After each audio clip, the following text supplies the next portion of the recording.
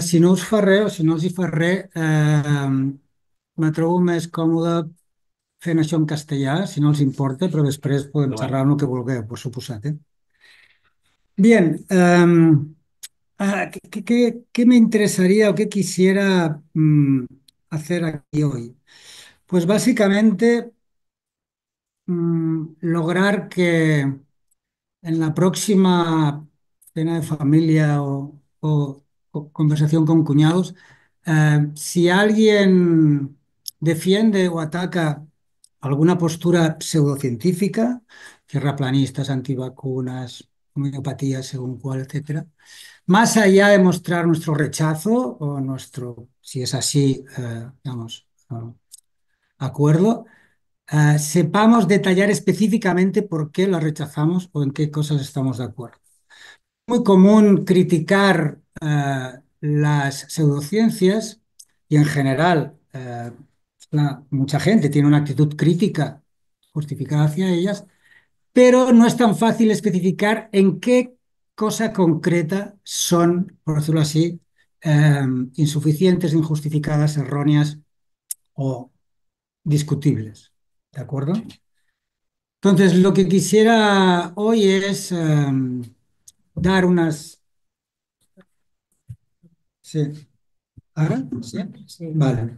Es dar unas ideas generales, pero suficientemente precisas, como para que en la próxima discusión sobre las vacunas o ah, o la astrología o lo que sea, seáis capaces de identificar, de poner el dedo en la llaga, precisamente dónde.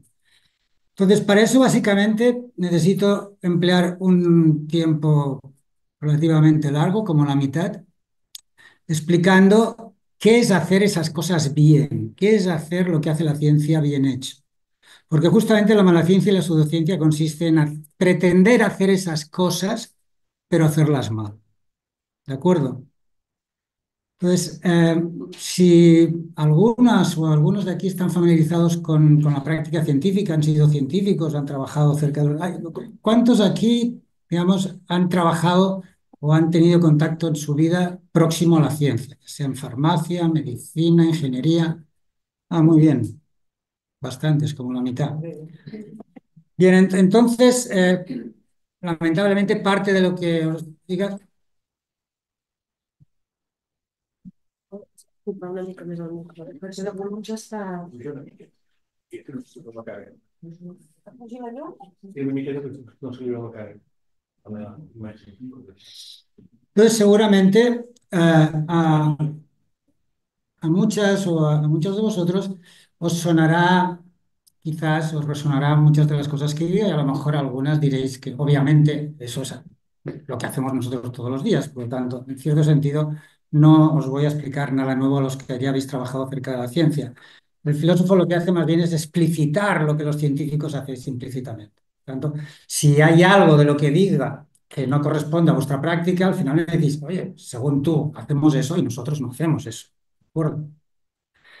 Bien, entonces empezar, mm, vamos a empezar dando alguna idea general, pero precisa, de qué es hacer las cosas científicamente y qué cosas es las que queremos hacer en ciencia. Me voy a limitar, no a la experimentación, no a la aplicación técnica, me voy a limitar a, a lograr justificaciones sobre creencias acerca del mundo. La mayoría de las ciencias que hacen, pues hablan acerca del mundo. La física de que las cosas caen, la genética de qué sale cuando dos bichos se cruzan, la astronomía de las cosas que dan vueltas en el cielo. Son afirmaciones que llamamos empíricas sobre estas cosas concretas. En el mundo se comportan así, ya está, ¿de acuerdo? Entonces, ¿cuándo podemos decir que una afirmación de este tipo está justificada? ¿Qué quiere decir justificada? Que es racional creérsela. Como veremos, no es lo mismo que estar justificado que sea verdadero, ya lo veremos.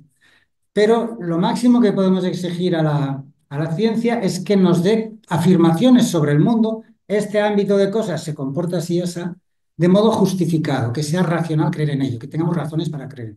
¿De acuerdo? Entonces, básicamente aquí hay que distinguir dos tipos de afirmaciones, porque cómo se justifican es muy diferente.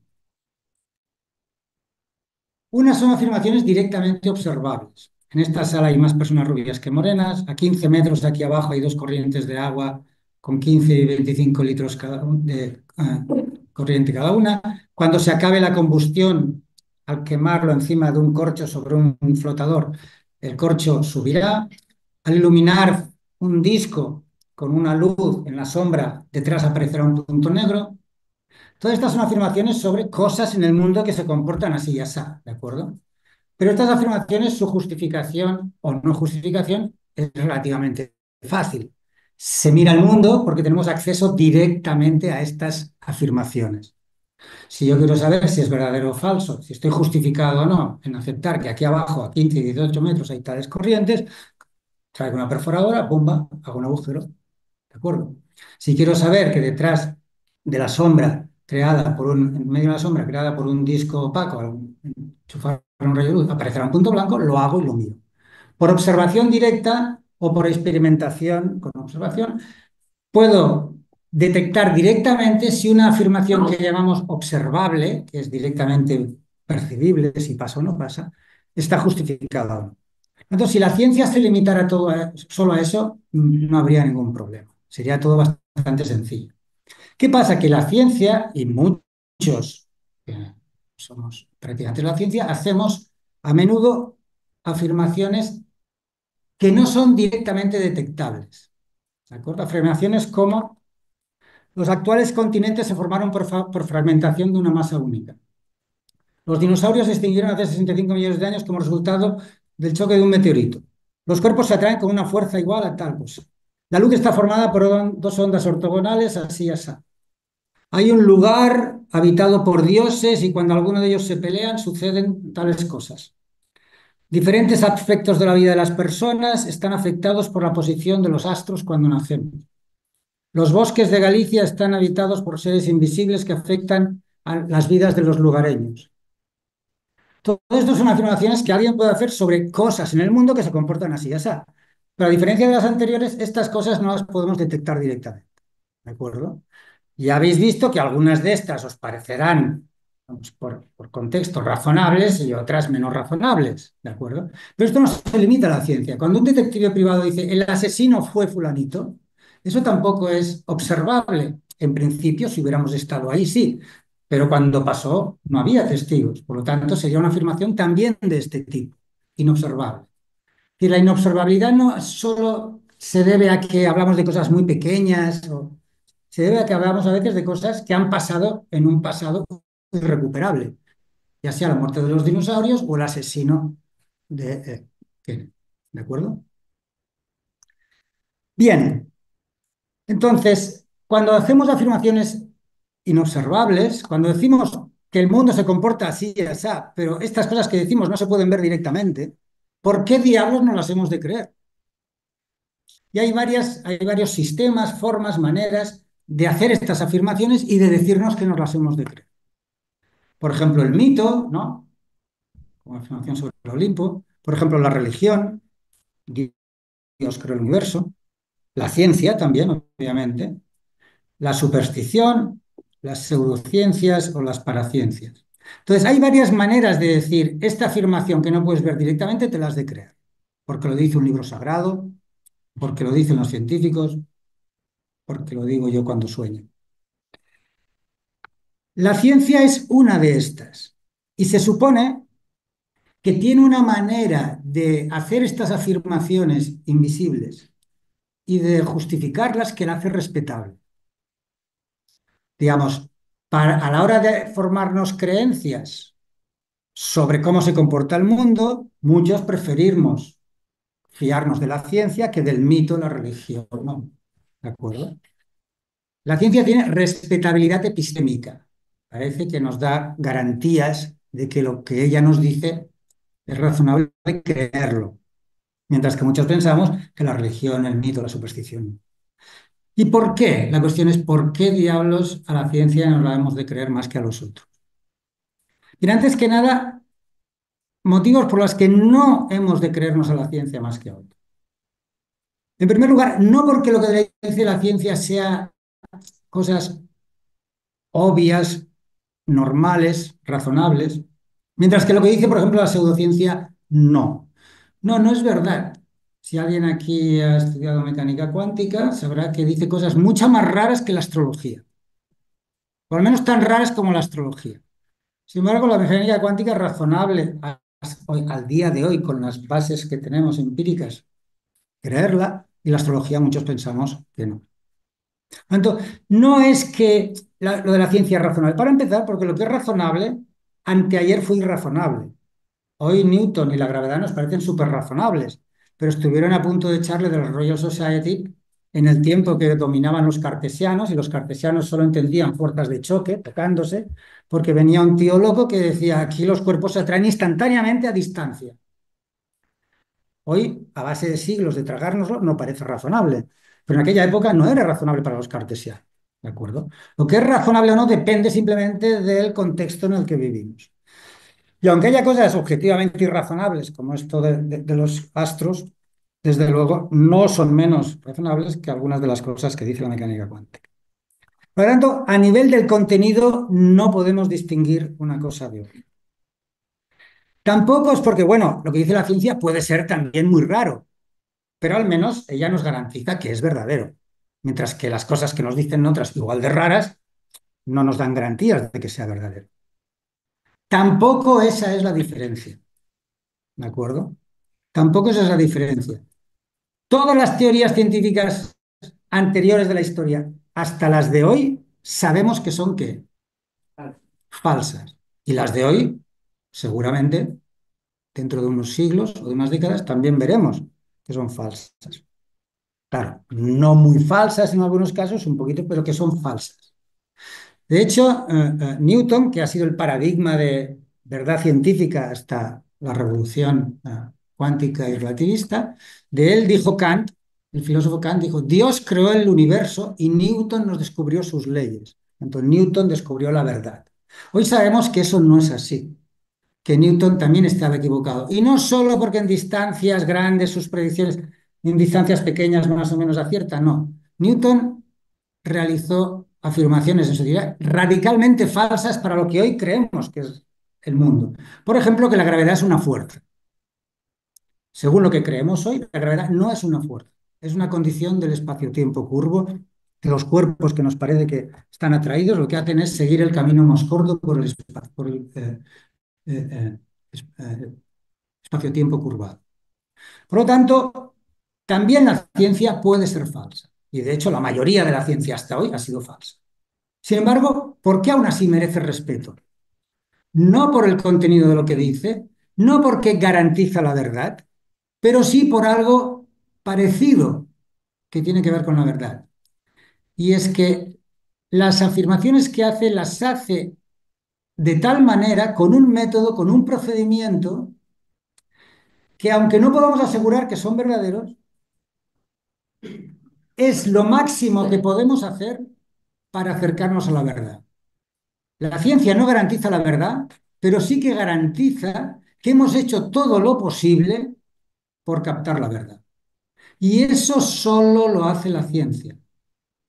Ese es el famoso método, entre comillas, científico, que no se puede tomar como algo muy gordo porque las diversas ciencias discrepan en muchas partes de ese método. Hay ciencias estadísticas que tienen random control trials, ciencias que van con observación, ciencias que van con depende del método de la experimentación. Hay muchas diferencias metodológicas entre las ciencias, pero todas comparten un poquito de esos métodos y es lo que vamos a ver hoy. Y ese poquito que comparten es justamente lo que hace que solo las ciencias puedan garantizarnos no la verdad, sino que hemos hecho todo lo posible racionalmente por acertar, por descubrir la verdad. Y eso es a lo máximo que podemos aspirar. ¿De acuerdo? Bien, ¿cómo hace eso la ciencia? Si tenemos una afirmación observable, visible, simplemente vas, miras, experimentas y miras. Si hacemos una afirmación inobservable, que no se puede detectar directamente porque es muy antigua en el tiempo, muy alejada en el espacio, muy pequeñita en las dimensiones o lo que sea, Hay muchas maneras de inaccesibilidad. Si la ciencia hace una de esas afirmaciones, ¿por qué el modo en que las hace y las acepta o las rechaza merece nuestro mérito epistémico, merece ser aplaudido, a diferencia del mito, la religión, la pseudociencia? Bien, vamos a verlo. ¿La idea cuál es? Si yo hago una afirmación inobservable, se supone que aunque sea inobservable, si hablo de un mundo empírico, mi acceso natural al mundo empírico es a través de ¿qué? De los sentidos, ¿no? La vista, oído, de los sentidos. Sin embargo, esta afirmación es inobservable. ¿Cómo caso estas dos cosas? ¿Cómo puedo justificar creer una afirmación inobservable a través de los sentidos? Si por definición esta afirmación no se accede a través de los sentidos. Pues todo el truco del método científico, de la ciencia y de cualquier disciplina tan seria como la ciencia, por ejemplo, los detectives privados, se basa en esto. Si yo quiero evaluar, valorar, si aceptar o rechazar de modo justificable, racional, una afirmación sobre el mundo que no puedo ver directamente, la única manera que tengo de recabar apoyo es apañármelas para lograr obtener de esa afirmación inobservable un hecho observable. Es decir, conseguir que esa afirmación inobservable, le vamos a llamar ahora hipótesis, ¿sí? Porque todavía no sabemos qué dice, conseguir obtener a partir de la hipótesis inobservable algo que se siga de ella que sí que es observable. A esto le llamamos predicción. Lo que hacemos, los científicos que estéis aquí, diréis, esto es el huevo de Colón, ¿no? Esto es lo que hacemos todos los días, exactamente. La ciencia evalúa epistémicamente sus afirmaciones inobservables, realizando a partir de ellas predicciones que sí que son observables. Entonces, si una hipótesis predice, inobservable, predice un hecho P observable, obviamente ahora sí podemos ir al mundo y mirar directamente si P pasa o no pasa. Si P pasa, nos ponemos contentos y decimos que hemos confirmado nuestra hipótesis, que es razonable creer en nuestra hipótesis porque su predicción observable ha sido exitosa. Y si la predicción falla, entonces nos ponemos tristes y estamos justificados racionalmente a rechazar la hipótesis porque un objeto que un hecho que ha predicho no se ha dado. Por tanto, si con mi hipótesis predigo una observación, la observación sucede, algo observable, y tengo éxito, bien, confirmación. Mantengo mi hipótesis. Si la predicción falla, mal, problema, refutación, hipótesis cuestionada. A nadie le contratan en Harvard por explicar esto. Pero estas flechitas tienen muchos detalles dentro, y ahí está la gracia, en los detalles de por qué a partir del éxito predictivo podemos tener confianza en nuestra hipótesis y por qué a partir del fracaso predictivo estamos legitimados a desconfiar de nuestra hipótesis. Esto es el mini método que comparten todas las ciencias. Y lo mejor de dar más rollo es poner algunos ejemplos. ¿Vale? Caso de refutación paradigmática, típica, histórica. El caso de Lavoisier y la teoría del flojisto. No sé si, bueno, supongo que todos aquí nos hemos preguntado ante un fuego cómo diablos funciona eso del fuego, ¿no? Porque unas cosas se queman, otras no, y de repente se acaban de quemar. Bien, lo que primero que a uno se le ocurre básicamente es que quemarse consiste en que en echar algo, porque vemos que las llamas, ¿no? ¿De acuerdo? Pues bien, hubo en el siglo XVIII gente que se tomó esto en serio e investigó científicamente y desarrolló una teoría, la llamada teoría del flogisto. El nombre es lo de menos, pero según ellos, unos cuerpos se queman y otros no, porque los que se queman tienen una sustancia que los otros no tienen. Y esa sustancia que comparten todos los combustibles, le llamaron flogisto, pero es igual, es la sustancia que al prender un cuerpo combustible se libera en la combustión. ¿De acuerdo? Se libera hasta que se acaba y por eso al un rato se acaba. O se libera hasta que el aire no puede más de absorberlo. Y por eso cuando todos hemos jugado a tapar una vela, ¿no? Con un vasito hasta que se acaba. ¿Por qué se ha apagado la vela? Porque el aire se ha saturado de flogisto. Y como un agua con sal no admite más sal, el aire llega un momento que no admite más flogisto, la vela no puede echar más flogisto y se apaga. ¿Por qué cuando hay un incendio se huele raro? Porque el aire flogistizado, el aire con flogisto huele mal, se enrarece. Por tanto, era una teoría relativamente sofisticada. Explicaba cosas más complicadas como la calcinación. En fin, era una teoría sofisticada. Y decía una cosa inobservable sobre el mundo. Quemarse consiste en esto y lo otro. Es inobservable porque por la vista no lo vemos.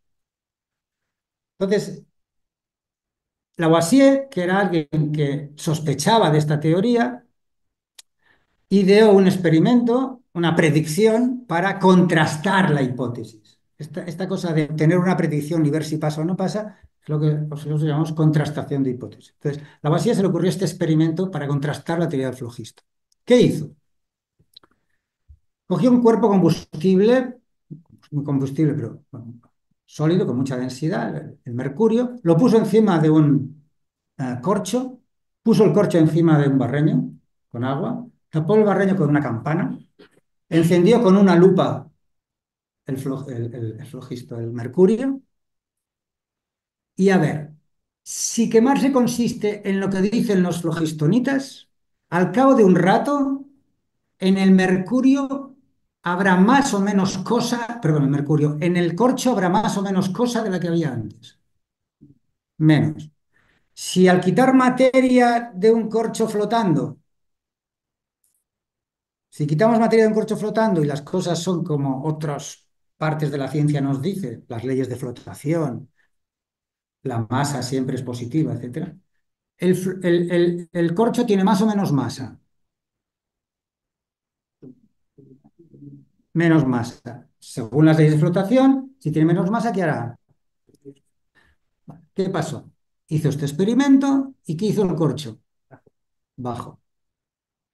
Predicción fallida, teoría refutada. En principio, tenemos un problema con la teoría del flogisto. En realidad, hoy creemos que el quemarse no consiste en echar flogisto, sino en qué? En coger oxígeno. ¿Sí? Y por eso, el cuerpo combustible, si mantienes todo el material que había sobre el corcho, ha cogido oxígeno y lo ha metido en el corcho. ¿Y qué hizo? Se hundió. ¿Se ve cómo funciona la refutación? ¿Sí? Hipótesis invisible, hago una predicción observable, hago un experimento, lo miro directamente, si pasa bien, si no pasa, fracaso. Refutación. ¿Sí? Caso paradigmático de lo opuesto, confirmación. Como muchas sabréis,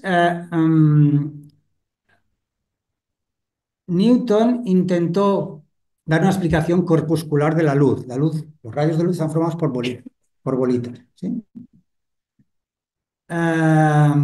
Pues bien, había gente que no estaba, digamos, de acuerdo con esta teoría corpuscular de la luz y desarrolló otra teoría diferente. La luz, estos fenómenos visibles, no se deben a bolitas invisibles, sino a ondas. La teoría ondulatoria, según la cual la luz está formada por dos ondas ortogonales de cierta manera, que sigue ciertas ecuaciones. ¿Sí? Ambas explicaban bien varias cosas. Por ejemplo, las dos explican bien la reflexión y la refracción. ¿Sí? Cuando metemos un palo en el agua, etc. Pero la teoría corpuscular no explica bien otros fenómenos. ¿Como cuál? Bien, uno de estos teóricos de la teoría ondulatoria, Fresnel, presentó su propuesta en forma de un artículo a la Académie Française en un concurso que hacían cada año científico. Entonces él envió su teoría ondulatoria. Y la academia estaba dominada plenamente por newtonianos, eran todos corpuscularitivistas, ¿sí? En concreto, el jefazo del comité, que era Poisson. Poisson leyó el artículo, un tipo muy listo, muy buen científico, dijo, este tipo, Fresnel, no se ha dado cuenta de lo que nos ha dicho. Lo que nos dice tiene la consecuencia loca de que si iluminamos un disco sólido con un rayo de luz, habrá una sombra detrás. Pues según su teoría, en medio va a haber un punto blanco. A ver, sobrino Aragó, haz el experimento. Hicieron el experimento y ¿qué pasó? Voilà, el punto de Fresnel-Poisson-Aron. Una afirmación invisible sobre el mundo, la luz se comporta así, tiene una predicción extrañísima, ¿sí? Una predicción muy arriesgada, muy rara, muy poco probable. Vamos al mundo, lo vemos, ¿y qué pasa? Chapó, éxito. Estamos justificados a pensar que el mundo es así. Porque si suponiendo que el mundo es así, se ha de observar esto, y además es algo muy raro que ninguna otra cosa predice, pues si vemos qué pasa, eso es un motivo para qué, para considerar racional creerse la hipótesis. ¿Se ve el contraste entre los dos casos? Bien, pues estos son los casos típicos de, dos casos típicos paramétricos de confirmación, predicción fallida y rechazo de una hipótesis, o confirmación, predicción exitosa y aceptación de la hipótesis. Resumiendo, ¿qué estamos haciendo si queremos evaluar epistémicamente, rechazar o aceptar, creer o descreer una afirmación invisible sobre el mundo? Pues tenemos que apañárnoslas para buscar un hecho P que sea observable, detectable directamente, que sea predicho por la hipótesis, que sea nuevo, que no sea conocido, porque si mi hipótesis se construyó para dar cuenta de cierto hecho, no es ningún mérito que lo prediga. Ya cociné mi hipótesis para eso, ¿no? La teoría de Ptolomeo da cuentas del movimiento así raro de los planetas. ¿Por qué? Porque la diseñó para eso.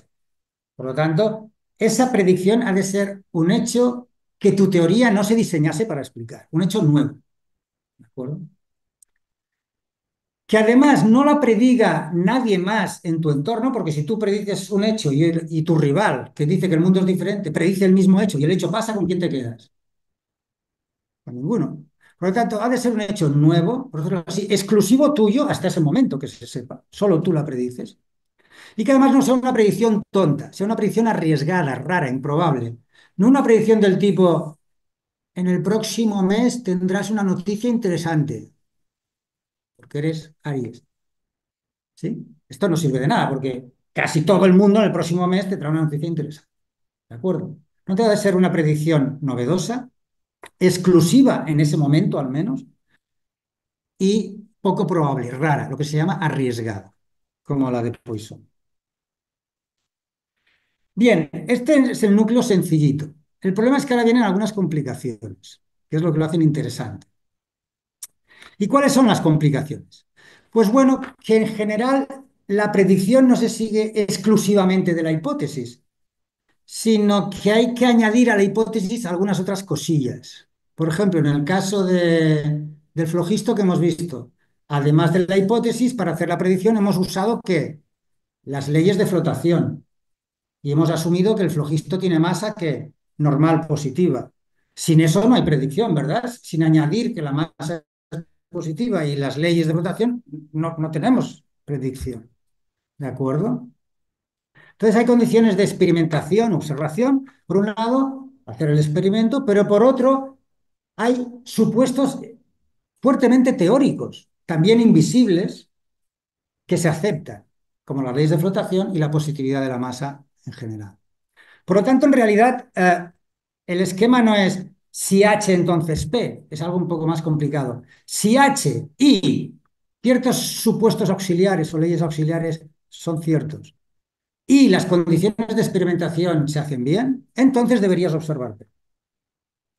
¿De acuerdo? Y además ha de ser una predicción arriesgada. ¿Y cómo podemos resumir la idea de riesgo? La idea de riesgo es algo así como la siguiente. Mi hipótesis hace esta predicción, pero esta predicción es esperable solo por mí, al menos de momento. Yo soy el único que la predice. Por lo tanto, un modo de formalizar, de resumir la condición de riesgosidad, es decir, si mi hipótesis fuese falsa, aunque los supuestos esos complementarios valgan y el experimento se haga bien, muy probablemente que no pasará P. Por lo tanto, la condición de riesgosidad se puede resumir así. Si H es falso, si no H, aunque S, A y C sean correctos, muy probablemente no pasará P. Es decir, no hay motivos para esperar que P se observe. ¿Se ven? Estas son las dos condiciones, la de predictibilidad, que es que P se sigue de la hipótesis más esos supuestos auxiliares y la experimentación. Y la de riesgosidad, que es que si no fuese por H, no habría motivos para esperar P, son las que se han de cumplir en todo acto científico de evaluación de una hipótesis. Para creer o descreer algo, se han de cumplir estas dos condiciones. Ese algo ha de ser arriesgado y ese algo se ha de seguir de tu hipótesis más esos otros complementos. Y aquí está toda la gracia. Si esto se hace bien, tenemos ciencia. Si esto se hace mal, y a veces la ciencia misma lo hace mal, tenemos mala ciencia. Y si se hace sistemáticamente mal y encima pretendiendo que se hace bien, engañosa o no engañosamente, tenemos pseudociencia. ¿Sí? Bien, antes de pasar a la pseudociencia, resumiremos los dos argumentos que hay detrás de un científico cuando rechaza abajo, ¿veis? No H, una hipótesis, ¿por qué ha pasado qué? El fallo predictivo, no P. ¿Lo veis? ¿Por qué estamos justificados a cuestionar a H cuando ha fallado la predicción? Porque lo veis, como veis, P se sigue deductivamente de qué? De esas tres cosas, ¿no? ¿Sí? H más SA más C implican deductivamente P, pero P ha fallado. La regla lógica que llamamos modus ponens. Si esto implica esto y esto no pasa, ¿qué? Lo de antes no ha pasado. Es decir, las tres cosas juntas a la vez no se han dado. Alguna ha fallado. ¿Lo veis? Pero si no han fallado los supuestos ni el experimento se ha hecho mal, la única cosa que puede haber fallado es que la hipótesis. Esto se llama argumento refutatorio y es deductivo, es infalible. Si realmente ha fallado la predicción, si realmente se deducía de la hipótesis, si realmente los otros supuestos son ciertos, si realmente el experimento se ha hecho bien, no hay tu tía. Tu hipótesis es falsa. ¿Sí? Para la confirmación, ¿cómo argumentamos? De otra manera, tenemos como primer hecho, premisa, el éxito predictivo, P, ¿no? Y como conclusión, que la hipótesis es buena, es aceptable, ¿no? Pero ahora la hipótesis predictiva P no nos sirve de nada porque no hay ningún buen argumento ni deductivo ni inductivo que cumpla la falacia de afirmación del consecuente. Si yo afirmo algo y eso pasa, no puedo decir nada de lo de antes. ¿Por qué? Si yo me mojo, me he mojado, es que ha llovido, no, me pueden haber tirado un cubo de agua encima, ¿no? Por lo tanto, hemos de utilizar la otra condición, la de riesgosidad. Si H fuese falsa en esas situaciones no cabría esperar P, pero P ha sucedido, esas otras cosas no han fallado. ¿Qué es lo que ha fallado? Ha fallado que H es falsa. ¿Se ve? Es decir, H es verdadera. Pero con certeza deductiva no, porque el condicional ahora no es deductivo, es probabilístico. Por lo tanto, yo todo lo que tengo es que el acierto predictivo me permite sostener con gran probabilidad la verdad de la hipótesis, pero nunca garantizarla. Y este es el truco de la falibilidad científica. Por eso Newton es falso, porque pudo estar muy justificado muchas veces, pero ningún grado de justificación, por máximo que sea, es el 100%. ¿Por qué? Porque nunca la riesgosidad garantiza el 100% que tú eres el único que puede predecir eso. Nunca se garantiza al 100% que tu hipótesis es la única posible razón de esa predicción. En el momento en que no conozcamos otra, estamos justificados a pensar que es muy probable que no pase si tu hipótesis es falsa. Pero nunca hay garantía total. Por eso ni la confirmación más salvaje excluye la falsedad.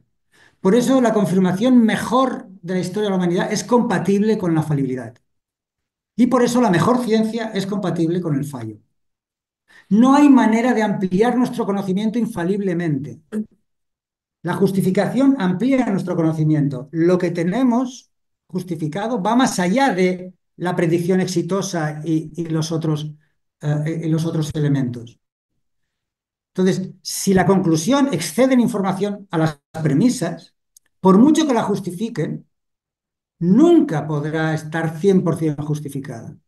Solo en el argumento deductivo en el que la información de la conclusión es parte de la información de las premisas, tenemos garantía de infalibilidad, pero es que el argumento deductivo no nos da conocimiento nuevo. Si la ciencia da conocimiento nuevo inductivamente, esto se llama argumento inductivo, es el precio que hay que pagar es la falibilidad. No hay ampliación de conocimiento infalible. Y eso, de nuevo, todos los científicos, científicas aquí, será el pan de cada día para vosotros.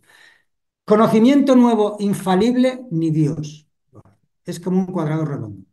¿De acuerdo? Conocimiento aumentativo, infalible, es imposible. Y por eso la mejor ciencia es compatible con el fallo, y por eso la ciencia avanza descubriendo fallos pasados, justificando teorías nuevas. Bien, vamos con la pseudociencia, entonces. En esto consiste hacer las cosas bien. En esto consiste creer o descreer buenamente, por buenos motivos, una afirmación invisible. ¿Qué es la pseudociencia y la mala ciencia? Pues hacer esto mal, ¿de acuerdo? Es solo eso. Y por lo tanto, ciencia o pseudociencia no es tanto el calificativo de una teoría, sino de una persona, de un modo de defender o atacar una teoría. Hay modos científicos de defender o atacar hipótesis, que es el que hemos visto cuando se hace bien, y hay modos pseudocientíficos, que es pretender que lo estás haciendo de modo científico, pero hacer alguna de esas cosas que hemos visto mal hecha. Engañando o sinceramente, esa no es la cuestión. ¿De acuerdo? Por lo tanto, es verdad que hay teorías que es muy difícil defender, pero por ejemplo, el terraplanismo no es que sea una teoría pseudocientífica, es una teoría científica refutada. Punto. Hace al menos 3.000 años que se refutó. Lo que es pseudocientífico es defenderla ahora de ciertas maneras. ¿De acuerdo? Pues bien, los principales medios de hacer esto mal hecho, tramposamente, aunque tramposamente denota mala fe. Y no todo el que defiende pseudocientíficamente algo tiene mala fe. Hay gente que lo hace, digamos, de buena fe, solo que mal hecho. Pero bueno, utilicemos el apodo despectivo tramposamente. Entonces, hay varias estrategias, hay muchas, pero las cuatro típicas son las siguientes. Escaparse tramposamente de una reflexión. Tú haces una hipótesis, alguien te diseña un experimento bien hecho, como el de Lavoisier, ¿sí?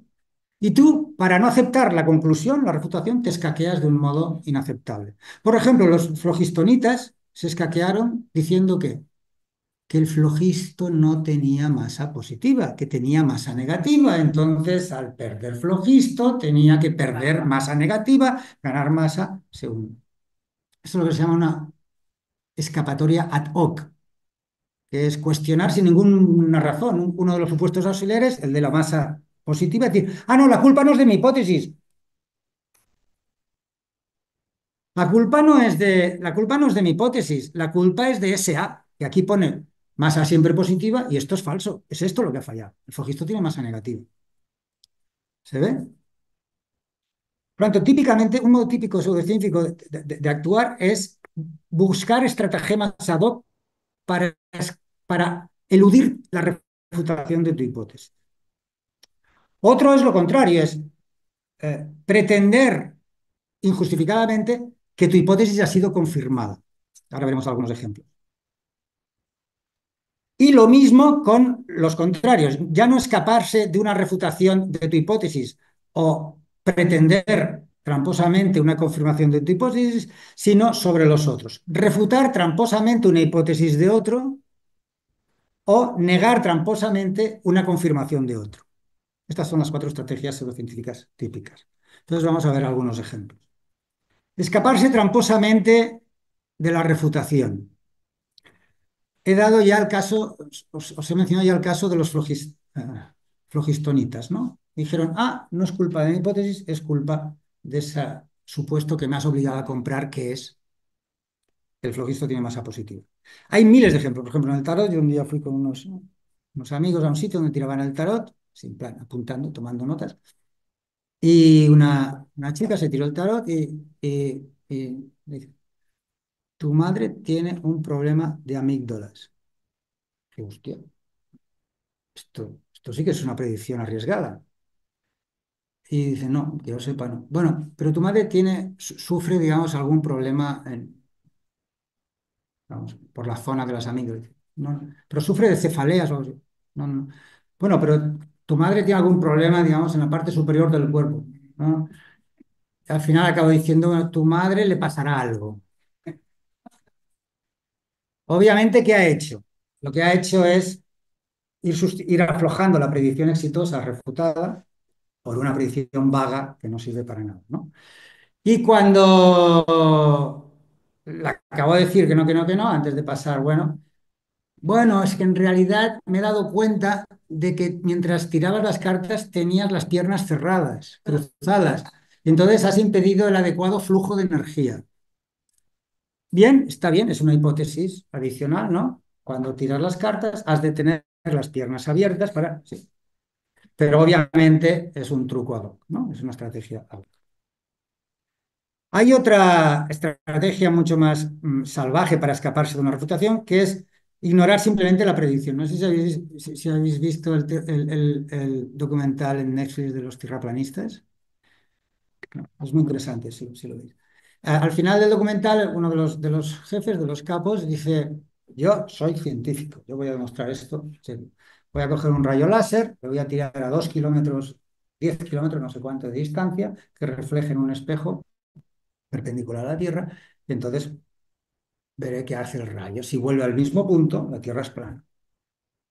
Y si acepto que si se va más para arriba, pues será que la Tierra no es plana, ¿no? Es curva. Lo hacen, se gasta un montón de dólares en hacerlo, llama a las cámaras para que lo filmen. ¿Qué hizo el tipo? Dijo, interesting. Y siguió creyendo que la Tierra es plana. Y simplemente, pues, no te interesan las predicciones fallidas. O el caso más, bueno, más dramático, por ejemplo, el COVID hubo muchos ejemplos, ¿no?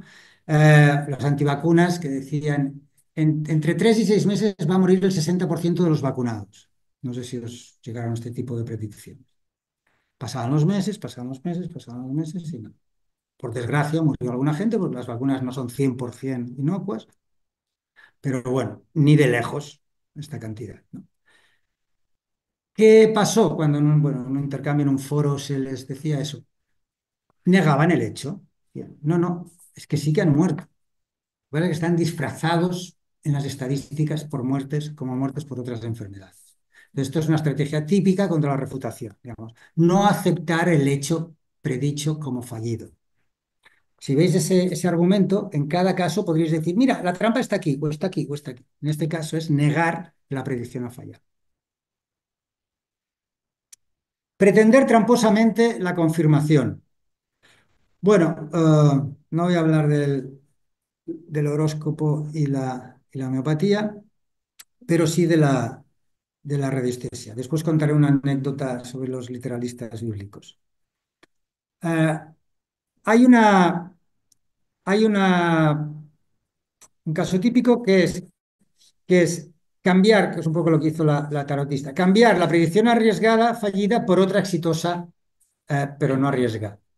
Bueno, uno de los años que daba clase vinieron dos periodistas de TV3, un programa que se llamaba Tic Tac Toe, no sé si lo veíais, de divulgación científica. Perdona, que me he confundido con el título de la charla. Kekicom, y pues, después de las clases sobre esto, dijeron, vamos a hacer un programa sobre esto. Y entonces llamaron a un zahorí, ¿no? Que defiende la teoría de que el agua subterránea emite ciertas ondas que solo personas de cierta disposición, con ciertos instrumentos. Muchos alumnos decían, no, es que esto es muy raro, esto es pseudocientífico, ¿por qué raro? No, no, no, no, no, no, no, no. Olvidaros de la rareza. Esto, si lo comprobamos y funciona, es igual la rareza. Abrirán cátedras de esto, ¿eh? Como es mecánica cuántica. Entonces, ¿qué pasó? Llevaron esta teoría a la plana de Vic, pues allá, pim, pim, pim, pim, pim, dijo, aquí hay un cruce de dos corrientes, a 36 y 56 metros, la primera de 3.000 y la segunda de 5.000 litros hora. Chapó, predicción arriesgada donde la haya, ¿no? TV3 lleva una grúa, perfora, ¿y qué encuentra? Encuentra a una altura que no era ninguna de las dos, una única corriente y con un caudal que no era ni ninguna de las dos ni la suma de las dos.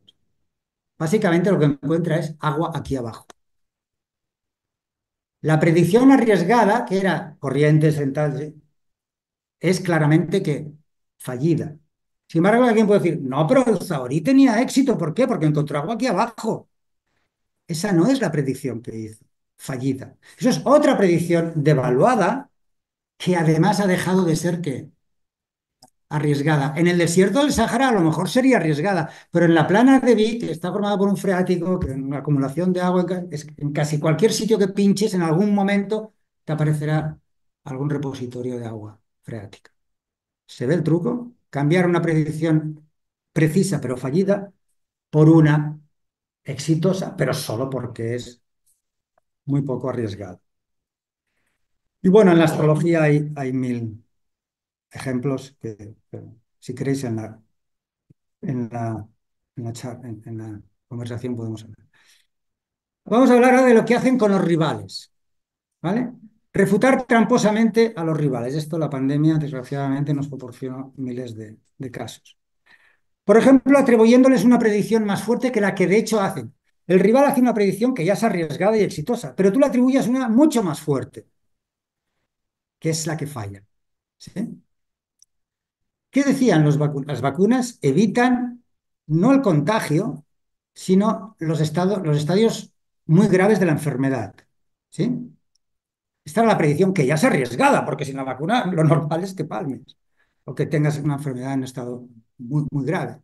¿Qué decían los antivacunas? Ah, pero ¿cómo os podéis creer a esta gente?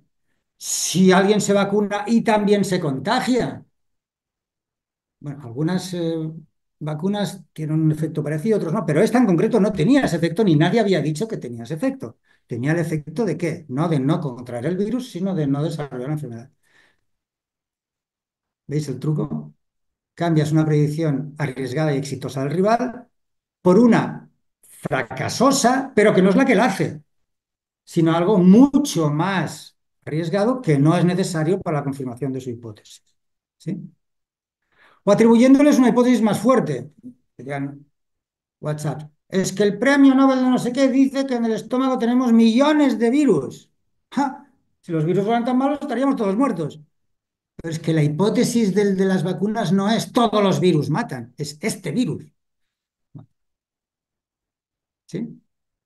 Un modo de cargarte su confirmación es agrandar su hipótesis y mostrar que es falsa con otras predicciones.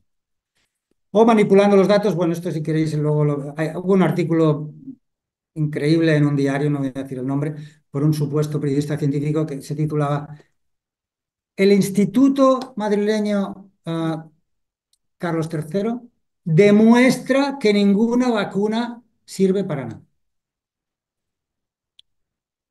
¿Qué pasa? Que nadie se toma el esfuerzo de ir al informe de la Carlos III y leérselo. Si lo haces, no tenía nada que ver el informe con el relato del periodista. Uno de los casos más dramáticos decía, bueno, hay un caso en el que a lo mejor la vacuna del sarampión parece que tuvo éxito, pero en realidad el sarampión desapareció no por la vacuna, sino porque se ilegalizó el asbestos en esa misma época, la lauralita. Bueno, vamos a ver los datos.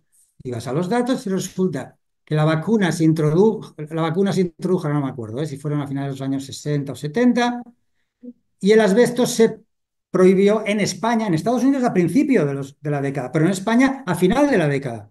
Y la caída en muertes es de mediados de la década. Se ve, ¿no? La manipulación. Pues de eso también está lleno. Era la polio, perdón, no era el sarampión. Bueno, y los que decíamos antes, eso a veces no solo es un riesgo epistémico, a veces es un riesgo social. Si no, supongo que ya os habéis enterado de lo que ha pasado con el sarampión en Estados Unidos, ¿no? Con la reducción de las vacunas. Bien, otra trampa típica, acabaré ya, para que tengamos tiempo para charlar si queréis, es cosas como, la ciencia no ha demostrado que esto es imposible. Bueno, pero que algo no sea imposible te basta para creértelo. ¿Alguien me ha demostrado que al salir de aquí no me encontraré con Amancio Ortega y me regalará 2 millones de euros? No.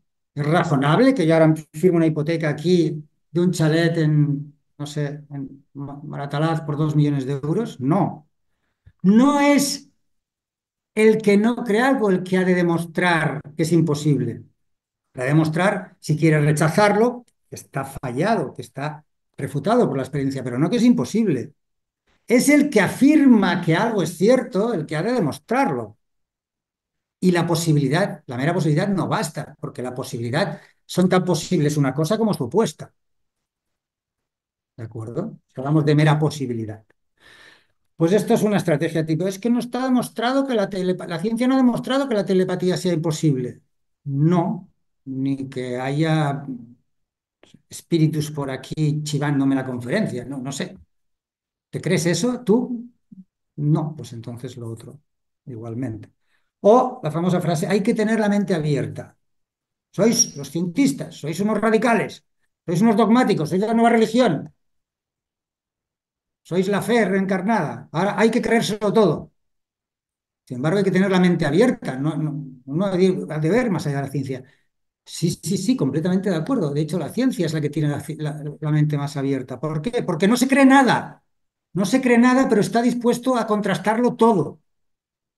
Tener la mente abierta no es creerse cosas sin pruebas.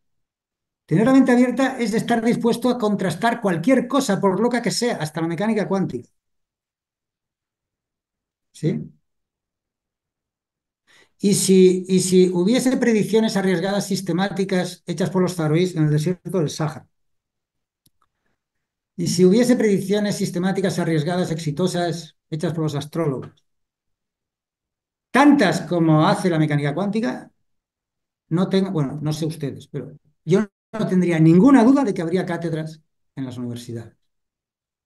¿Por qué? Porque las cátedras no están o dejan de estar solo porque la gente le parece razonable o no algo. A la larga, a la corta, no, también estamos sometidos a modas en la ciencia. Eso hay que reconocerlo. Y a problemas y a sesgos que se llaman. Si queréis, al final hablaremos de los sesgos. Es muy difícil hacer la ciencia perfectamente bien, justamente porque está hecha por humanos. Todos los humanos tenemos sesgos. Y las pruebas con el corazón o con los primates son típicas, por ejemplo, del sesgo de género en la práctica científica. Entonces, eso es una manera perfecta, ideal de actuar en la ciencia. Los científicos se aproximan bastante a ella. A veces, por ejemplo, en las pruebas cardíacas hasta los años 80 y 90, no mucho, por su sesgo de género, pero otros se distancian, digamos, tanto que no se puede llamar a eso práctica científica normal. ¿De acuerdo? ¿Está la ciencia libre de problemas? No, como digo, también hay sesgos, también hay maneras de hacer. Todo el mundo conoce el caso de las cardiopatías, ¿no? Hasta los años 80 y pico, 90, casi todos los Random Control Trials, experimentos estadísticos controlados, ¿sí? Se hacían con pacientes cardiópatas exclusivamente varones, ¿sí? ¿Y eso qué hizo? Y eso hizo confirmar hipótesis que eran fallidas. Y eso hizo que hubiera consecuencias gravísimas, sobre todo para las mujeres con cardiopatías. Primero, por la cosa tengo una cosa aquí, esto es ansiedad de mujer. ¿No? Pero por otro lado, la mayoría, o la mayoría de los eventos del corazón en los hombres, mucha mayoría, se manifiesta en el típico dolor del brazo izquierdo y presión en el pecho. ¿No? Sin embargo, esto no son los suyos. Yo tuve una cardiopatía, sufrí un evento y no me pasó ninguna de las dos cosas. Tuve como unas agujetas en las clavículas. Y muchas mujeres lo que tienen es como ansiedad. ¿Sí? Pues bien, eso fue terrible. Murieron miles de mujeres, ¿no? Porque cuando digan allá, esto no es nada, esto no tiene que ver con el corazón. Por lo tanto, los sesgos hechos por la mala ciencia pueden ser muy peligrosos. Otro caso paradigmático es el de la primatología, el estudio de los orangutanes. Hasta que no fue la primera mujer etóloga, fijaros, todos los científicos etólogos eran varones y se fijaban solo en la conducta de quién de la manada, de los machos. Tuvo que ir la primatóloga esta famosa hasta que empezó a ver que había la mitad de la población no tratada, no descrita, no estudiada. Y eso, claro, es una revolución en la primatología. En fin, ahora si a alguien le interesa, por ejemplo, los sesgos de género, hay un libro muy bonito e interesante que se llama Las mentiras científicas sobre las mujeres, de Eulalia Pérez Sedeño y una colega, donde cuenta todos los efectos del sesgo de género en la práctica científica, que en la medicina ha sido tiene bastantes consecuencias, y también en las ciencias sociales. Eso no quiere decir que todo en la ciencia esté sesgado genéricamente. Por ejemplo, la física fundamental es bastante difícil que tenga sesgos de género. Pero las ciencias sociales, la medicina o incluso la biología, hay estudios empíricos que muestran que sí. Bien, para acabar. Sobre las cosas empíricas, nunca creer nada sin pruebas. Si alguien dice daros pruebas, analizar muy bien si cumple con esas condiciones para aceptar o rechazar y librarse de los influencers, youtubers sectarios y conspiranoicos. Y aquí tenéis una web, El Otro Plano TV, donde podéis ver cantidad de ejemplos de malas prácticas pseudocientíficas y practicar con esos dos argumentos y decir, mira, aquí está rechazando la predicción. Mira, aquí ha tomado esto como una predicción y en realidad no es una predicción. Mira, aquí ha tomado esto como una predicción arriesgada, pero no es arriesgada. Y os divierte, podéis tener un rato entretenido con esta y otras decenas de webs que hay. Bien, eso era todo lo que quería decir. Por desgracia, está haciendo las cosas muy bien, no tenemos nunca garantía de la verdad. ¿Por qué? Porque la ciencia amplía nuestro conocimiento. Ya hemos visto que ampliación y certeza son incompatibles. Pero solo haciendo las cosas así, aunque no garanticemos la verdad, tenemos garantía de otra cosa, que es de hacer todo lo que podemos por conseguir la verdad. Que no es la verdad, pero es lo máximo que se puede hacer. Eso es todo.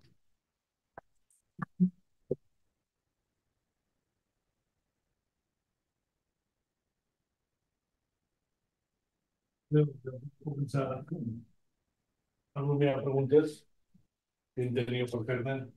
¿Hay algún científico profesional de laboratorio aquí, alguien que haya trabajado en biología fundamental? O sea, que haya contrastado hipótesis. A nadie le sonaba esto ya.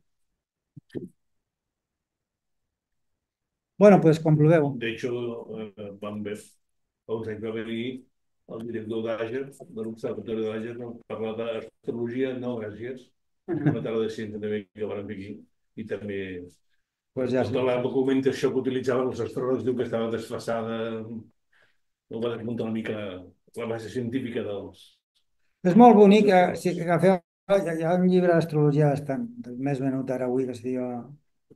no me'n recordo com se diu. Però si ho llegiu amb els dos arguments al costat, és molt divertit. Mira, oh, anar assenyalant els errors. Se suposa que aquesta persona, el Zabalia, o com sigui, és bon intencionat, pero los errores que va cometiendo en cada... hay otra cosa de la que no he hablado, que es un error típico, pero que va más allá de la metodología, que es la falsa analogía con las mejores teorías científicas del momento, ¿no? No sé si habéis seguido a un señor que habla de las experiencias cercanas a la muerte, que habla de mecánica cuántica, a ver qué dice, burradas de la mecánica cuántica. Dice, oh, pues la mecánica cuántica no dice que dos partículas pueden estar entrelazadas. Pues esto es lo mismo que los sujetos de la experiencia que dicen que se conectan con... Entonces, en general, cuando alguien diga esto es lo mismo que, y aquí os pongan una teoría de verdad, sospechar, sobre todo si empieza describiendo esta teoría mal. ¿Sí? Pero eso es muy típico ahora. Pues no afectan los planetas, las mareas. Pues ¿por qué no va a afectar mi personalidad? Esta especie de paralelismos que en principio empiezan siendo metafóricos, después son paralelismos y al final acaban siendo transcripciones literales. Pero bueno, esto va más allá del método. Sí, Podria, en primer lloc, trencar una aliança a favor de a Newton. favor de Newton, especialment per l'afirmació que la teoria de Newton gravitatòria és falsa. La teoria gravitatòria, com moltes de les teories físiques, són aproximacions a la realitat. No sé si Newton buscava o no buscava la veritat absoluta sobre com es comportaven els astres, però sí buscava com explicar o no poder explicar el moviment de la Lluna al voltant de la Terra o la caiguda dels cossos sobre la superfície. També voldria tancar una petita llança en favor de l'astrologia, no per les conclusions a les que arriba, sinó pel valor científic que aporta a l'hora de fer història de l'astronomia. Les dades que hi ha als textos astrològics són de gran valor per a aquells que fan història de la ciència. I per últim, jo crec que la teva xerrada interessant, quan referia a la ciència, m'ha semblat que excloïa les matemàtiques. Efectivament. Perquè És més aviat les ciències experimentals sí, sí. que... Per això he començat dient afirmacions empíriques sobre el món. Les matemàtiques no fan afirmacions empíriques sobre el món. Si fos usar matemàtiques per formular una teoria física, biològica, química, o el que sigui, però les matemàtiques no fan afirmacions empíriques sobre el món. No diuen el món està poblat d'aquest... No sé què és el món, però, per exemple, afirma... Sobre el món físic. Els nombres primers són infinits. Això és una afirmació sobre el món? Empírica no. Empírica no. Però sobre el món sí. Ok. Tens raó. Empírica en el sentit d'afirmació sobre el món físic. Eren ciències experimentals, no físiques, sinó biològiques. Bueno, física, els filòsofs diuen física al món natural, al món experimental. No, tens raó. És sobre el món empíric, bàsicament. Són afirmacions empíriques. Sobre Newton. Sobre Newton, hi ha que distingir dos parts de la teoria de Newton. Les seves prediccions observables, moviment dels planetes, així, que són, com tots sabem, amb el mesonivell molt encertades, encara que de vegades fallen més de l'esperable, com el periheli de Mercuri, no? Que mai van poder copsar adequadament, explicar adequadament el periheli de Mercuri, i de fet va ser això una anomalia molt important. Van intentar postular un altre planeta, com van postular Neptuno, van postular Vulcano per explicar les anomalies de Mercuri, no el van trobar. Després neus d'asteroides, després pols estel·lars, no van trobar res. Per què? Perquè la teoria newtoniana al final té una anomalia amb el periheli de Mercuri. Prediu suficientment malament com per no explicar-lo per un error experimental. Això és una anomalia molt forta de Newton i ell mateix la va sentir així, i tots els newtonians. De fet, Einstein no va desenvolupar la seva teoria per explicar aquest fet, però es va prendre com un gran èxit de la teoria d'Einstein que prediu bé el periheli de Mercuri. Llavors, una cosa són els efectes newtonians en la dimensió de les prediccions observables, que menys el cas de Mercuri i algun altre són bastant acertats al mesonivell. Sí? Però una altra cosa són les seves afirmacions teòriques invisibles. I fins on jo sé, no és veritat que ell restringia la gravitació a un àmbit del món. Una altra cosa és que després nosaltres podem dir la gravitació newtoniana en certs àmbits, no a nivell predictiu, sinó a nivell teòric, es pot considerar equivalent a la teoria d'Einstein. Però Newton, la seva teoria de la gravitació universal, és universal perquè no és una teoria sobre l'atracció de qualsevol parell de cossos. I aquesta teoria té predictivament alguns errors als nivells que no són grans, però teòricament el que avui ens diu la millor física que acceptem, que és la relativitat, té una afirmació falsa, literalment falsa, però no passa res. I és que Newton deia que la gravetat és una força d'atracció entre les masses que les tenen per definició, i Einstein es diu que la gravetat és un moviment inercial a l'espai-temps curt. Les masses s'avulten i el camí inercial més curt és el que segueix el que diem gravitació. Això és un error teòric en el sentit de que si el món conté una força és diferent que si el món conté l'espai-temps corbat. Simplement estan fent afirmacions diferents sobre el món. En aquest sentit, la teoria de Newton conté una afirmació que és a ulls d'ara radicalment falsa. Afirmació teòrica. Jo puc matisar? Sí, sí. Newton té dos grans contribucions. Unes són les lleis de la llei de la gravitació universal i per altres són les lleis fonamentals de la mecànica. L'acció igual a reacció, etc. El que fa la teoria de la gravitació universal, avui dia és ben conegut que Newton s'inspira en el pitjor sentit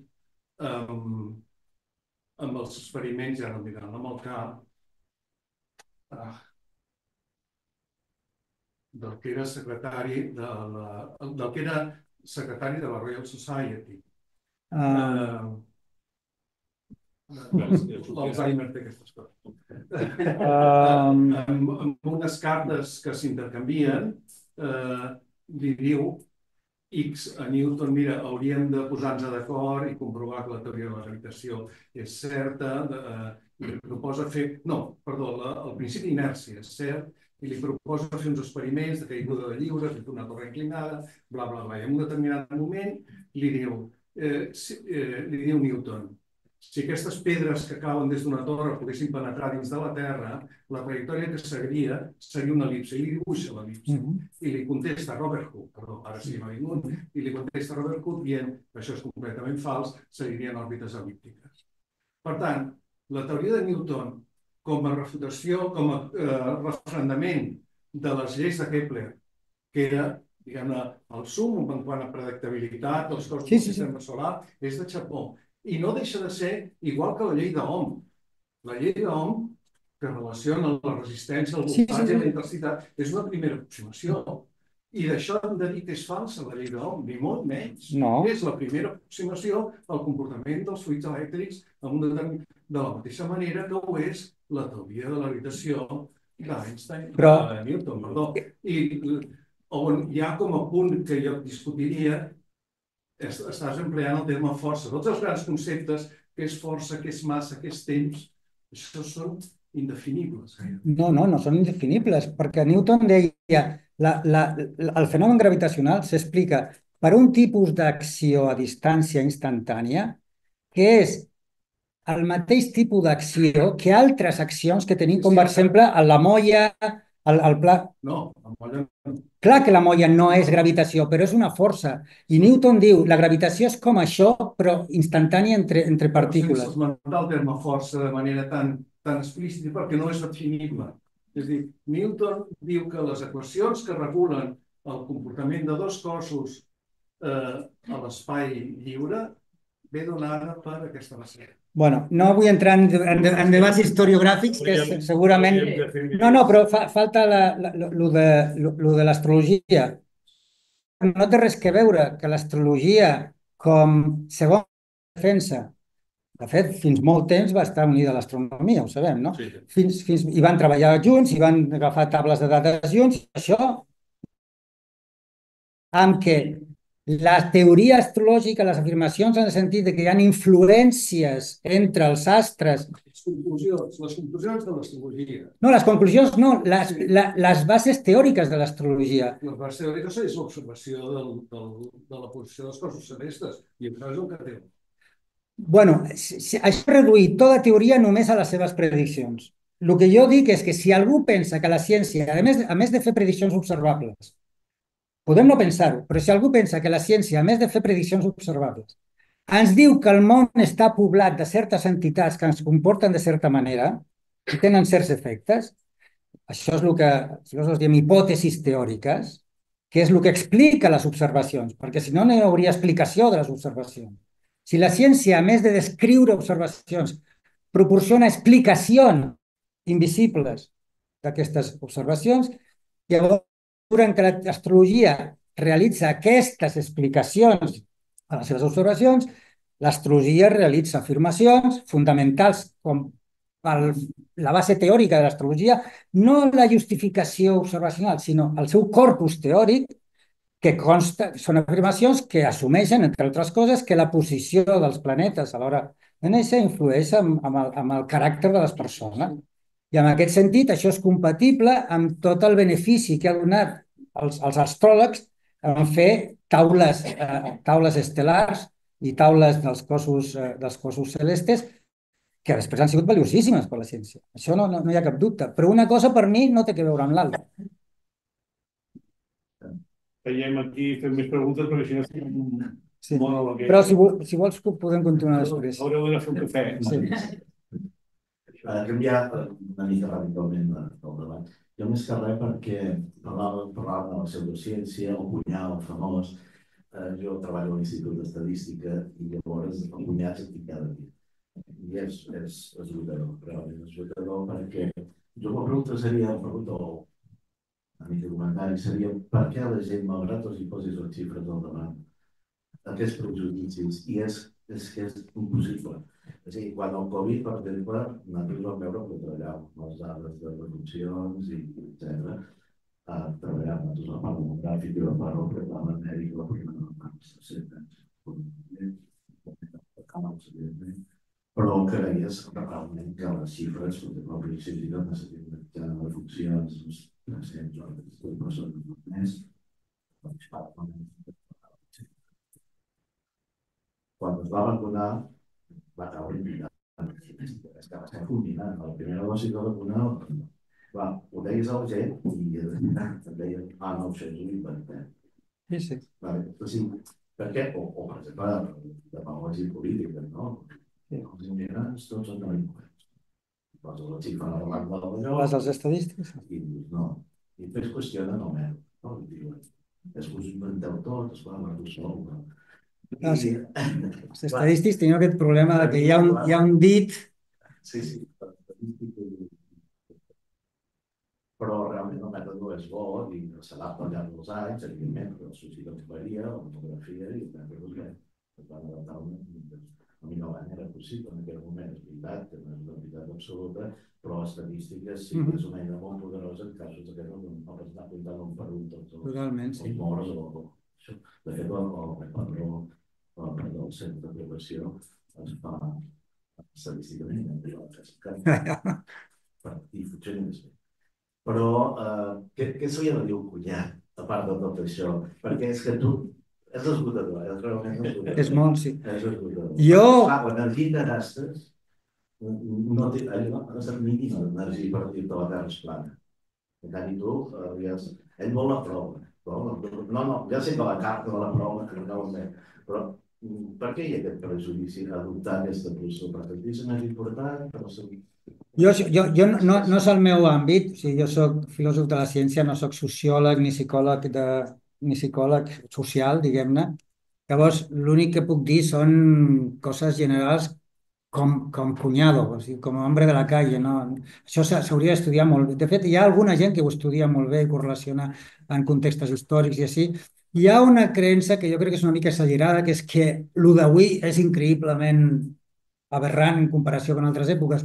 Bueno, segurament la transmissió sí, per l'efecte d'internet, però al llarg de la història sempre hi ha hagut onades pseudocientífiques amb episodis, diguem-ne, accidentals dramàtics que afectaven a la societat, no? Des de la peste negra, també va haver-hi amb la invenció de la ràdio, també amb la grip espanyola. O sigui, sempre que hi ha com un capdavall social, això sembla que es dispara.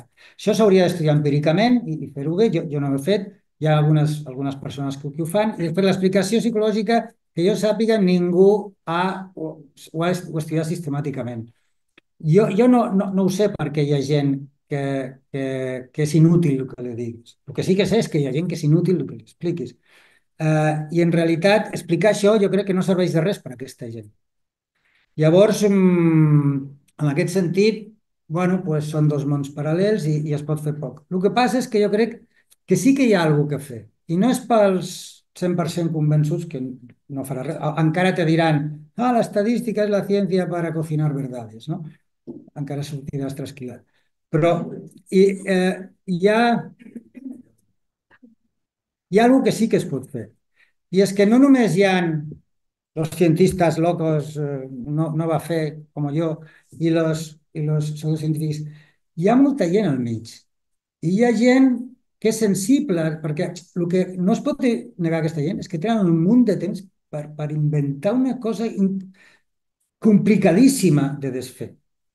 I llavors, si això ho envien a algú que tiene la mente abierta, per utilitzar l'expressió, pues no, pues mira, pues aquí, pues mira, l'Instituto Carlos III dijo que les vacunes... Llavors, contra aquests no hi ha res que fer. Però contra, jo de vegades les diu les mosques, el que està revolutejant allà, jo crec que amb això sí que hi ha una funció social que fer, perquè si bloqueges, diguem-ne, l'acció dels convençuts, sí que m'assembla a mi que ja pots crear un estat d'opinió, per exemple, això, distingir molt bé el que són els fets observables del que són les seves explicacions. per exemple, en el cas d'aquest senyor de les experiències cercanes a la muerte, relata uns relats de la gent que ha estat pròxima a la mort i que a més no només passen gent pròxima a la mort, es poden induir amb drogues, això està estudiat també. Relata els relats d'aquests subjectes com si estiguessin relatant fets. Llavors no diu, aquesta persona diu diu, aquesta persona es va trobar amb la seva... No, ja, això és la teva explicació teòrica invisible.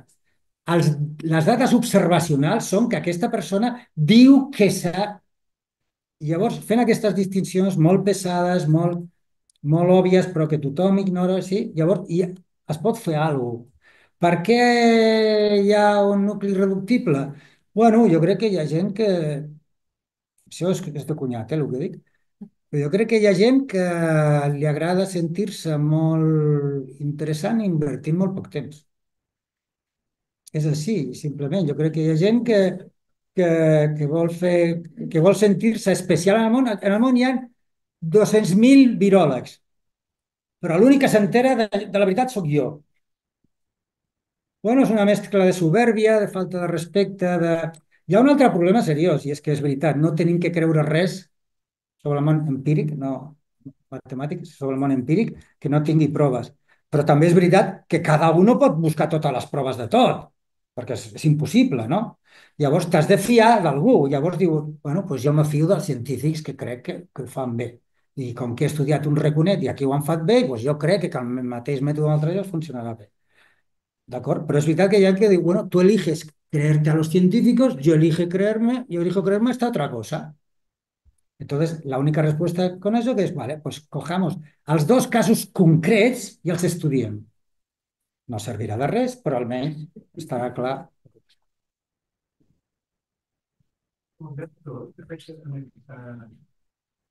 En aquesta, aquí, la població va actuar molt bé i es va procurar massivament respecte a altres llocs del món que no van... Sí, total. Podem estar força content del respecte que es va tenir per la ciència. Totalment. Totalment d'acord, sí. Sí, totalment d'acord. No com ara, per exemple, als Estats Units, que el Kennedy està causant destrosses, no? Amb la desvacunació, no? Això és veritat, hi ha societats més o menys sensibles. No, insisteixo, és un tema molt interessant i molt seriós, perquè d'això depèn, com abans, a l'entrevista a la ràdio m'ha dit, i com és que no hi ha ninguna regulació sobre això? Dic, bueno, regular que algú cregui tonteries no pots enviar a la presó a ningú. I, de fet, això no està regulat. El que està regulat és quan les tonteries que creus fan mal material a la població. I això sí que es pot regular. Però si algú vol creure que la Terra sigui plana, doncs és llibertat de pensament, per dir-ho així, no? I també hi ha que dir que els grans moments de canvi científic a la història han consistit, també hi ha que dir-ho, i això Thomas Kuhn fa 60 anys que ho va dir, en posar en crisi coses que semblaven científicament irrefutables. Això hi ha que dir-ho. La diferència és que els científics revolucionaris, com Einstein, com Darwin, com Copèrnic, els científics revolucionaris això ho fan proposant alternatives comprovades d'aquesta manera. No de qualsevol xorrada que s'hi passa pel cap i com que, bueno, pues ahora la ciencia demuestra la existencia de Dios porque el Big Bang tuvo un origen. No, no. Gràcies a Déu hi ha molta gent que en casos realment seriosos, dramàtics, fàcticament, són molt conscients o molt responsables o molt creients, no ho sé, perquè és veritat. Si creies, tothom diu, es que el COVID, ¿cómo podéis? La ciencia, pero mira lo que pasó con el COVID, pero si era un desastre. Y dije, no, el COVID es el ejemplo mejor que hay en poco tiempo de lo bien que funciona la ciencia. De las hipótesis que hace cuando no tiene otra de urgencia, cómo las comprueba, cómo las revisa al cabo de una semana, También hubo cosas mal hechas, pero es un ejemplo impresionante de cómo la ciencia se corrige a sí misma en un año y pico. Es verdad que tomando algunas decisiones muy arriesgadas, pero eso ya fuera cuestión política. Los científicos iban diciendo en cada momento lo que podían y no tenían ningún temor en decir que se habían equivocado y que ciertos RCTs que se hicieron en fase 2 solo, pues no se habían hecho fase 3 y 4 y cuando hicieron bueno, pues entonces los datos no eran tan fiables. Tengo un colega en Barcelona que se dedica a esto, a revisar todos los artículos científicos del COVID y es verdad que se hicieron cosas erróneamente, pero intentándolas hacer bien. Una pregunta més?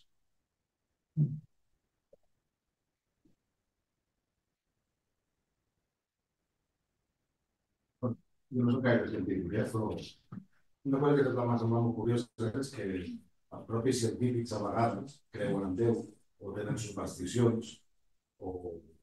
Newton. Newton era un Vull gran... dir que deu haver una part dels humans, no?, que també creu en això, no? I després la ciència dirà si sí o si no d'aquestes històries, no? Ah, bueno, M'he referit que com a humans, no? no, no, Amb aquesta part de no, no, aviam. empíricament una cosa, no? Això només té que veure en com creure si la llum està feta així o aixà. Només té que veure amb això. Que hi ha coses a la vida molt més importants que això. Cadascú, hi ha gent per les quals la ciència és tot i altres per les quals la ciència és utilitària. Vull dir, això no diu un àpice de lo que és valuós o no a la vida. I per suposat hi ha infinitat de coses sobre les quals la ciència no pot dir res. Per exemple, si existeix Déu. No, m'ha semblat curiós sempre aquest fenomen algú molt científic, no?, que també pugui creure en Déu o resar o Però creure en... Però hi ha que distingir entre tenir creences sobre aspectes de la vida o de la realitat que escapen de la indagació científica i allí cadascú pues, pot creure el que cregui i segurament si som sociòlegs explicarem que bàsicament creus el que t'ha tocat, bàsicament, encara que hi hagi gent una mica, no? Una mica revolucionària, bàsicament creiem el que el nostre entorn si ets catòlic, si ets protestant, si és ateu, doncs potser... Llavors, sobre aquestes coses sobre les quals la ciència no diu, però és que no pot dir res, això ni entra ni surt. I llavors, el fet de que molts científics creguin en coses i altres en la contrària, no és estrany. Vull dir, els científics són persones com tots i totes i tenen les seves creences o descreences. Una altra cosa és que un científic cregui no sé, avui en dia en l'astrologia, per exemple, o amb no sé, o el terraplanisme. Això seria sorprenent, però que un científic cregui en Déu no, tampoc significa res, com diu el senyor aquest de les proves científiques sobre l'existència de Dios. Es que el 70% de los premios Nobel se declaran creyentes. Sí, el 80% de los miembros de la Sociedad Americana de la Ciencia se declaran ateos. I què? Què vol dir això? Un científic té autoritat sobre el que té. Un filòsof la té menys sobre alguna coseta petita. I sobre Déu no té autoritat ni el científic ni el filòsof més que el de, no sé, més que el que ens ven la fruita o ens arregla el cotxe.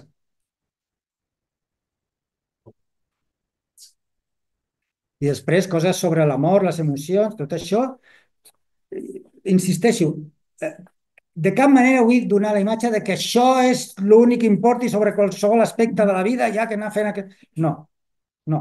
Però si algú em diu la llum està feta d'aquesta manera, per què? Bueno, perquè ho diu aquest llibre sagrat, és molt diferent que es diu perquè he fet una predicció arriscada, exitosa. I després que un dediqui el seu temps a el que millor li agradi, no és incompatible amb això. No, vaja, no voldria donar la imatge de que és incompatible. I la religió la podríem classificar en un d'aquests grups? Bueno, ara us puc explicar l'anècdota dels literalistes. La religió depèn com te la prenguis. Hi ha gent que es pren la religió com circumscrita a l'àmbit d'algunes d'aquests aspectes en els quals la ciència no pot entrar, perquè no són empírics. Llavors, en aquest sentit, la religió pues, és una actitud com la no religió, com l'ateisme o el panteisme o el que sigui. Ara, hi ha algunes formes de viure la religió que la prenen, a més de com una forma de vida relacionada amb aquests aspectes en els que la ciència no entra, que pensen que la religió també té una funció de descriure el món natural, el món físic, el món empíric, de descriure la història, de descriure la formació del món. Aquests són els literalistes. Amb el pas dels anys, l'Església ha anat retrocedint de mica en mica i cada vegada ha anat sent menys literalista, no? Menys ara l'Església accepta que de tot això s'ocupa la ciència. Fins fa poc, entre cometes, pues no estava tan clar, ¿no? Galileo, Darwin, etc. Pero ahora més o menys... No, la religión es completamente compatible con la teoria de l'evolució, vale, fantàstic. Però hi ha alguns que no, que pensen que la religió, o la Bíblia en aquest cas, fa descripcions literals de la realitat. I l'anècdota és que un dia estava a casa i no sé per què se'm va acudir obrir un timbre i van entrar Testimonis de Jehovà. dos testimonis de Jehovà i no sé, aquell dia no estava bé, ja no volia estudiar, no sé, estava com de mal humor, no, això està mal fet, i diu, passin. Parla d'ara fa poc o fa molts anys? No, fa 15 anys o així. Y llavors va dir, ¿qué vol? No, porque la Biblia es la verdad, Dios te quiere, vale, es la verdad la Biblia, pero ¿qué verdad? ¿Qué dice? No, pues, no, la Biblia dice la verdad de cosas que pasaron en la historia literal, cosas de la historia natural y de la historia política. Y yo digo, ¿sí?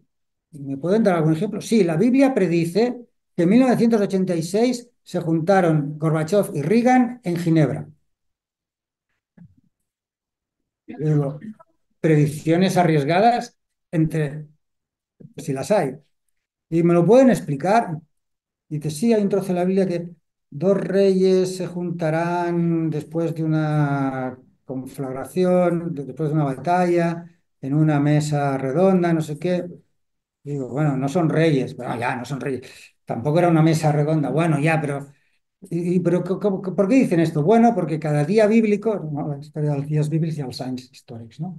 Cada dia bíblic són tants anys històrics, no sé què, i coincideix fent aquesta interpretació, ja no és tan literal, però fent aquesta interpretació de la Bíblia, i quan expliquen tot això, jo que estava dolent, us dic, pero este cálculo lo han hecho con el calendario gregoriano o juliano. Entonces, perquè el Renaixement ho van canviar uns anys, no? I llavors es van quedar així sense saber què dir, no? Y llavors van dir, bueno, no sé, no sabemos, no, bueno, ya vendremos otro día con la información. Llavors, bueno, no sé, tampoc hi ha que amargar la gent, però hi ha interpretació, hi ha maneres de viure la religió que no només són espirituals o transcendents, sinó que intenten, per dir-ho així, no combatre, però rivalitzar amb la ciència o en certs àmbits. I en aquest sentit, doncs jo crec que si un vol jugar a la ciència, doncs s'ha de jugar amb aquestes cartes. Llavors, fes prediccions arriscades i veurem si es compleixen o no. I, en teoria, qui vol jugar a aquest joc seriosament accepta el reto. I, per exemple, hi ha aquest senyor, González no sé, que ha escrit un llibre així de grups, pruebas científicas de l'existència de Déu. O sigui, vol jugar a que la religió parla de coses de les quals hi ha proves científiques. Llavors, jo crec que en aquest cas el que tens que fer és acceptar el repte i dir, vale, vamos a discutir una a una tus pruebas científicas de l'existència de Déu. I en aquest sentit, pues, bueno, pues ho fem, si es vol. No? Molt bé. Doncs... El llibre que comentava... No, aquest llibre sobre les diferències de gènere. No sé si ho has trobat, mujeres... sobre las mujeres, ¿no? Sí, Eulalia Pérez Cedeño y alguien más. Està ple d'exemples d'afirmacions sesgades per... Molt bé, doncs moltes gràcies per venir.